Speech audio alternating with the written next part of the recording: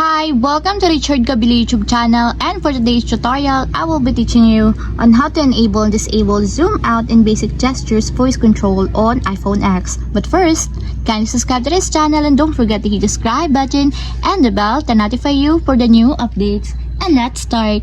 Using your iPhone X from your home screen, first go to Settings. Then in the settings, scroll down and find the accessibility and then tap. Then in the accessibility, scroll down again and go to physical and motor section and then tap the voice control. Then in this part in the voice control, go to this section and then tap the customize commands.